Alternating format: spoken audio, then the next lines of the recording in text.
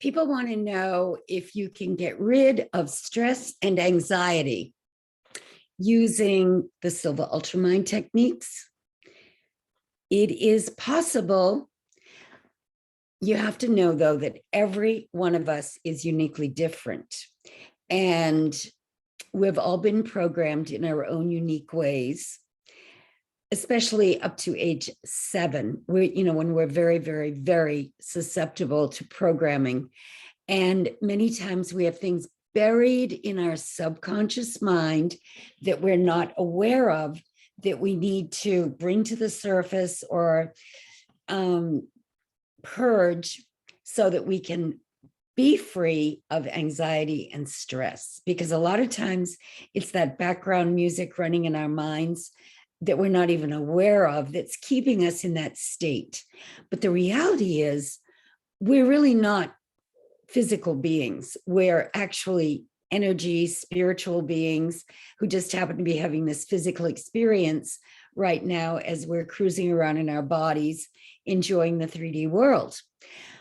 Well, if you learn how to get down to that alpha level of consciousness, which is what the Silva training is all about, whenever something comes up that's unpleasant or difficult in your life, you learn that you can shift your consciousness into that subjective state where your inner world is more real than the outer world, and you can communicate with your higher self, your Christ consciousness, and actually get solutions. Now that takes away stress and anxiety when you know that that incredible power lies within you in order to solve problems. I had this thing happen in my mid-20s where I would call it a spiritual awakening. All of a sudden, I realized I wasn't my body, I wasn't my mind, which was causing me a lot of grief by manifesting a very negative condition in my body. And when I realized that it was my mind with a small m that had created this negative condition, I snapped out of it and I woke up to realize, oh my gosh, I created this. I can uncreate it, because our beliefs are only beliefs. If you believe you're sick, you're sick. If you believe you're healthy, you're healthy. If you believe you're poor, you're poor. If you believe you're wealthy, you're wealthy. If you believe you're miserable, you're miserable. If you believe you're happy, you're happy. It's learning how to understand how your beliefs work. And you never know when you're going to have this awakening where all of a sudden you wake up and go, oh, I don't have any problems. I created the problem and I can just make it disappear by uncreating it. That's dominion. That's being sovereign. And unless someone has experienced it, sometimes they don't even know what you're talking about. But if you understand that there are awakened people on the planet, many of them have left incredible messages for us to read and study and techniques to use, then you're drawn to that. You want to know more. You want to know, how can I find that peace that passeth understanding? How can I personally enjoy life on a whole other level? Well, I'm convinced that one of the things that led me to my spiritual awakening was the fact that in my 20s, and it happened in my mid-20s when I had this thing happen, I was doing yoga every morning, faithfully. I had studied with an incredible yoga instructor in San Francisco, Magana Baptiste. She was the first one to bring yoga to the Bay Area. And I used to go into San Francisco and take classes with her. She got me so motivated that I would do it every morning in my house. And I like to stand on my head. And I found that when I stood on my head during my yoga practice, all the dreams that I had during the night would start to come back. And I'm convinced that, that inverted position nourished my brain to the point where it made me think better. And, there's a man named Sadhguru who talks about how he was introduced to yoga as a boy, and he had this major spiritual awakening when he was in his 20s. lasted for a long time, I think it was like maybe for over a day. He just sat there blissed out. And of course, he's got a huge following now because he's awake. Now, another one of my favorites, Neville Goddard, was a dancer on Broadway in New York City. He moved his body. He grew up in Barbados. And through the dance movements, he was able to be very receptive to the truth when it was presented to him by his master, Abdullah, who worked with him for years and taught him the secrets of spirituality and metaphysics. And Neville was a devoted student of the Bible. He was able to interpret what the secrets are in the Bible and figure out exactly what Jesus was talking about when he was teaching.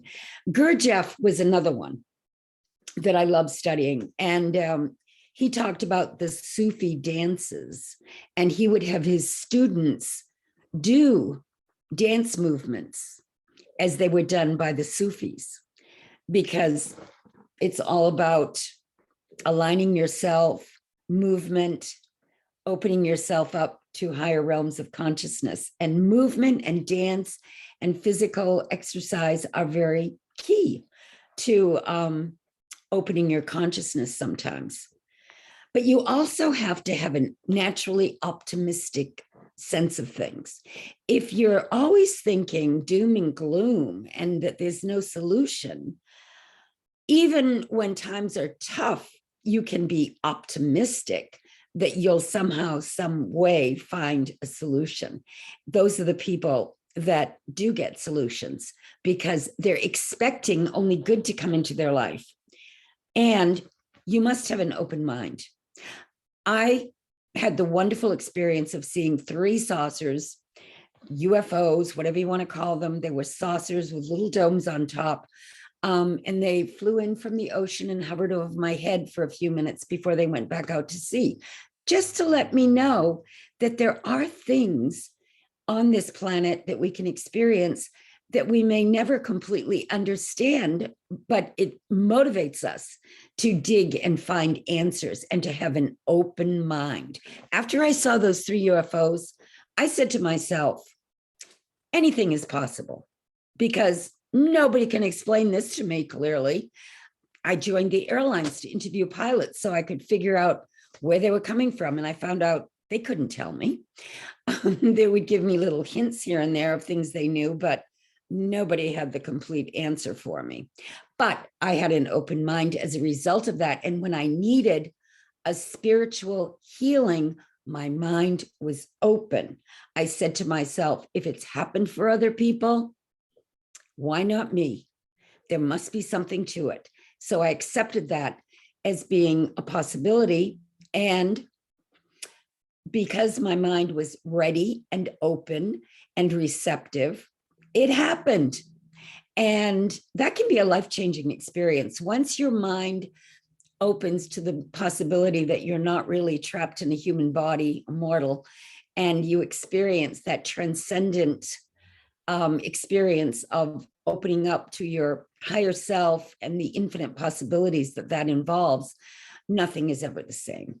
So those are some of the things that I think are important for people to focus on to get rid of anxiety and stress. Because if you've got a closed mind and you don't believe anything's possible because you're a negative person, you're creating all those neurons in your brain, those synapses that just keep defaulting back to, oh, it'll never work for me. Oh, it's terrible. Nothing's going to work out. We're all, doomed. That is not a good place to be. So once you understand that it's all in your perception, you begin to realize that you can be in the driver's seat and it's up to you. So I suggest you go to my website, RebeccaTripp.com, take a look at my book. It's a spiritual memoir that explains, I'm just a regular person. I was a flight attendant, and I want to share with people some of the amazing things that happened to me along the way, because I know I've always been looking for teachers in my life, people that have had these experiences. So that's why I wrote the book, so I could share it. And I also have a couple of courses there that you can take a look at called Metaphysics Made Easy and the Mega Manifestation Method.